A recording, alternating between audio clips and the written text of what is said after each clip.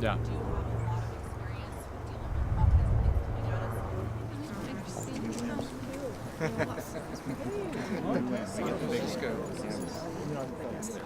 with dealing with all kinds of things We try to be sensitive to the neighborhood and build something that's cohesive and in place with the surrounding neighborhood and do a high quality job architecturally and with the different materials that we use in our projects. And if you get on our website, you can see that our history is projects that are unique and different. They are not a cookie cutter approach to development. Project complies with the zoning and with Prop A. It is using the density bonus program that I think most of you are familiar with. One of the things when we designed this project, we wanted to make sure that it was compatible with the neighborhood, both in architecture, setbacks, and all that. You'll look at the setbacks for this project, and we comply with the setbacks of typical zoning. We don't need to because of the density bonus, but that was something that we thought was important just to make sure that it was compatible with the neighborhood. We have a mixture of single stories, two-story homes. Not one house looks alike. And they look like any little development, modern development you could find in San Elijo Hills or any of those very sterile communities. That does not suit the aesthetics of Leucadia. A lot of us are against sidewalks. We like walking where there are no sidewalks. So I hate it when people call that improvements.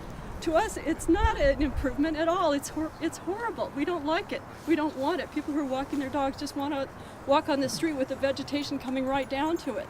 As far as the architecture is concerned, we feel that we have spent a lot of time going iteration to make these feel like true custom homes. But that's something that we could talk about as a group. To the extent that people feel that these are not compatible, that there's issues we need to change with them, we're happy to sit down and go through that. Absolutely. So this project is not going to be better than what we have right now. This soaks it up. All your runoff is going to go out to a street that is so outdated. Wells, they're bioretention basins, so Yeah, it's but almost like a detention But pond. you said as soon as they fill up, it's going to come off the property because you don't want to have rain on the property. You're creating all this runoff area here. Sure. This runoff area here. You got 1, 2, 3, Yeah. 4, 5 driveways where the water comes down. Along here on Hymettis, and you are putting 5 driveways with 6 houses where the kids go on their bikes to go to Paul Ecke because they can't go on Orpheus. What would that be like for you if you were to wake up one day, see that little green sign on the fence and go, whoa, wait a second, double what I thought would go there? We have no problem with what should go here, but we've woken up, we've seen a green sign, and we've said, holy crap, you must be kidding me.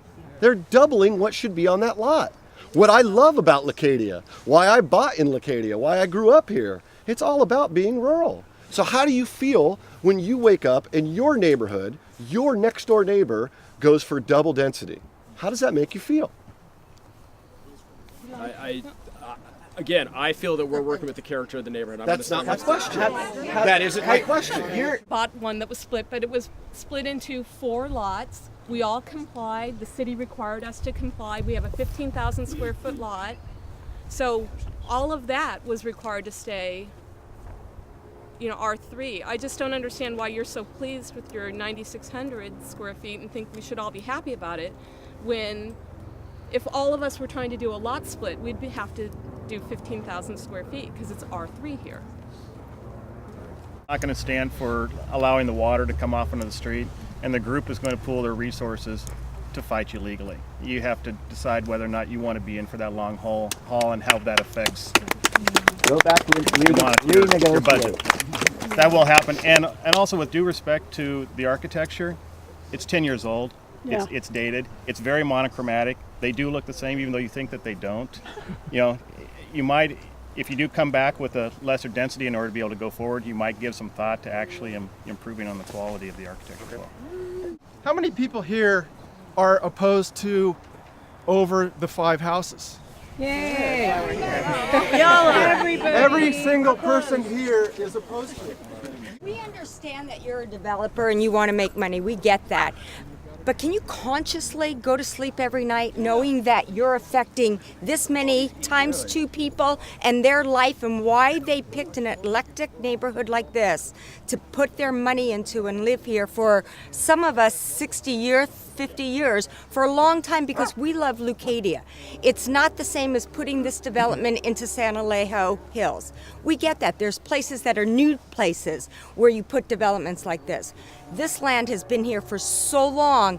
This is not the area to do what you're talking about doing. And it's money against emotion. It's against our lifestyle and what we've chosen to live here for. We walk in a dark neighborhood with no sidewalks and a peaceful, quiet area. And we chose it. We want it to be like this, and we will fight you to the end. Can you consciously go to sleep every night and say you're doing the right thing in the right place? There's other places to do this. This isn't the right place to do it. There's so many issues. It's such a battle. You know, you guys would be better off going to the buyer and just saying, I think that the battle's the seller battle's and the just- density bonus issue. We get that. We get that, and I know that this community is not going to be happy with that. But that's kind of the new era that no, it's not. This is the new era. All right. This is